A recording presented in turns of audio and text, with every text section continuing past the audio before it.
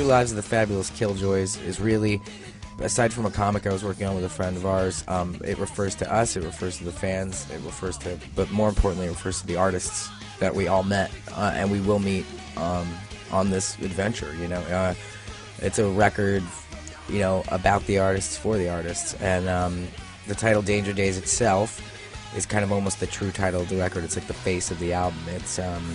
It's what you have to go through to make a great album. It's what it feels like when you're doing it. It's the risk it takes. Killjoy, I mean, obviously it has a traditional meaning. I mean, it's something that bumps somebody out. I mean, or gets a reaction. Something that gets a rise out of people, you know, whether it be good or bad. But at least there's a reaction there. You can't just be blasé about it.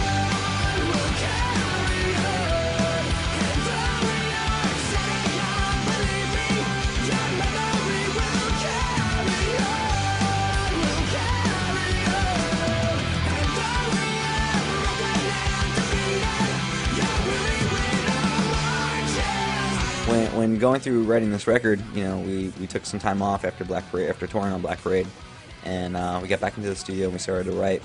And we wrote for about a year and change, you know, and recorded and all this. And when we listened back to it, it wasn't the spirit of the band anymore. It was kind of like a bunch of guys that know what art is and can do great things, kind of tying their arms behind their backs in order to attain some weird goal that we set out for ourselves. But we didn't reach that next level. And then when we did, when we finally did get to that next plateau, we broke through that creative barrier. It was happy, like we were very excited, you know. And you can hear that fun on the record, experimenting, just all that stuff. It's just, you know, just four guys having a great time being in a band and being creative. You know, I think we were running away from who we knew we were. At that point, you know, Black Parade was such an undertaking, and it was such a long journey. I mean, not even like the recording of it, but like the aftermath of it, the having to answer tabloid questions, and then, you know, touring the world for 2 years. Like, it was exhausting, you know. So when doing this again, we had to kind of reimagine and re-realize why we loved this so much. Yeah, we had to get that back. It's the only way we keep doing it. We had to rediscover what we loved about this band.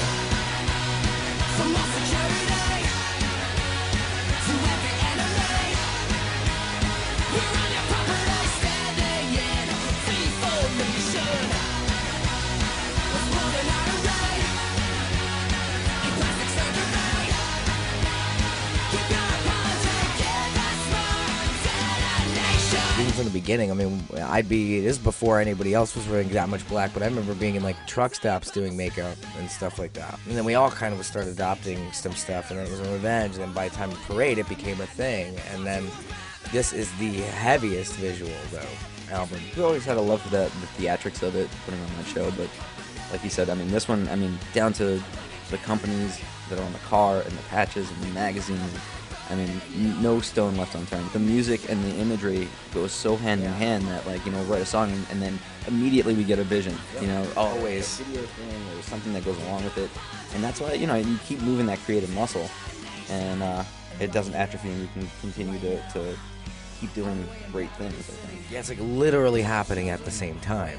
So, and basically, what would happen is so this would happen.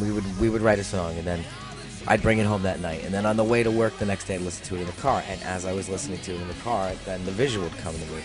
The visual would then help me finish the lyrics. I mean, it was insane how this would happen, and you'd have a song done in 3 days that way. Even for songs that don't end up getting videos, they always have a video in my head. We're so inspired by cinema as well, and movies and stuff. I think that's because it goes so hand in hand, you know. Like, when we're recording, we have some of our favorite movies playing, like, on the screen just as we're recording.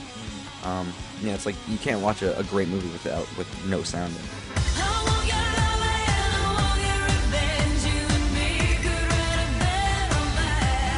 It's cool to see somebody emerge like that, especially like we've been obviously using art for years and putting visuals into our music as a rock band, so to see somebody do that at a pop level is great too. I mean, like, it's really cool, you know? Yeah, no, it too, especially somebody that's as talented as her. I mean, she plays really well. You know, I think that's one thing, that's an easy thing to forget when you have such a visual artist like that, you know, to forget that she is very, very talented.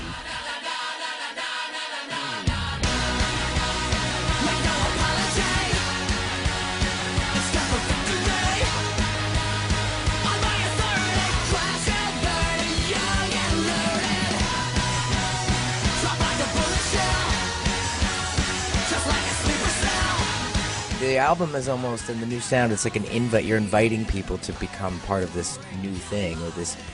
It's like you're inviting them to become the individual, this next individual, you know, of tomorrow, and they are accepting that, and because that's who we are on stage, and it's like we get to meet them, and they're also self-actualizing. The whole thing is very self-actualizing, and the crowds are. Let's put it this way: if they were great before on Parade, it would. Let's say that was a warm-up to what it's like now. It's insane now. Things are just very immediate, you know.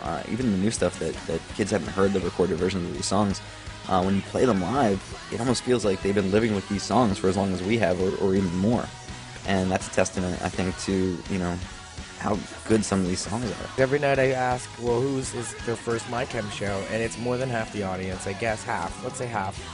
And then the rest are the ones that are now grown up and matured, and it's been amazing seeing that. And some of them have brought their kids. You know, it's pretty crazy. And if you think about it, we've only been gone 4 years, and we were touring half of that. So, I guess time moves fast. You know. Keep running.